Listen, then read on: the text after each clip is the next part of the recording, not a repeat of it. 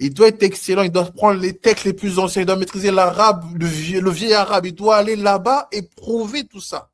Nous, c'est ce qu'on fait.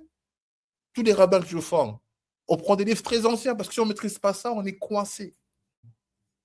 Et c'est comme ça que tu recrées un narratif. Et je pense que le jour où tu fais ça, il n'y a aucun dans les réseaux sociaux qui va prendre et qui va dire ouais, cette sourate elle est fausse. Non, il va pas oser.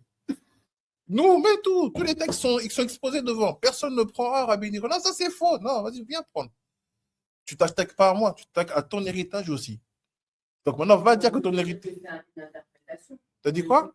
Il n'y a pas d'interprétation dans la Torah. Ça n'existe pas dans la Torah, l'interprétation. Où tu as vu l'interprétation?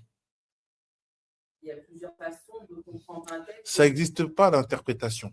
Ce que tu dis doit toujours être référencé par un autre écrit d'une pensée d'un sage qui a été authentifié. Comment j'explique Rabbi Nechounia? Je me sers du Hari, je me sers de Rabbi Shimon. À aucun moment j'interprète. C'est comme ça. Ça n'existe pas.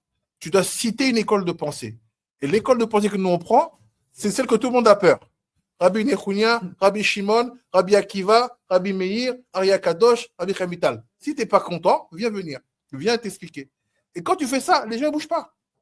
Parce que ce que je dis moi, je ne dis rien moi. Je vous dis les gars, les textes ils sont là. Qui vous dit que les Noirs sont magnifiques, extraordinaires, que leur couleur est une puissance extraordinaire? C'est pas moi. C'est pas Malcolm X. C'est Pierre Cavot et c'est Rabbi Nechounia dans Sefer Abayir. Qui vous dit que ce que vous faites, c'est un risque comme ça? C'est pas moi qui vous dis, c'est vos textes. À ce moment-là, les gens ne peuvent rien te dire.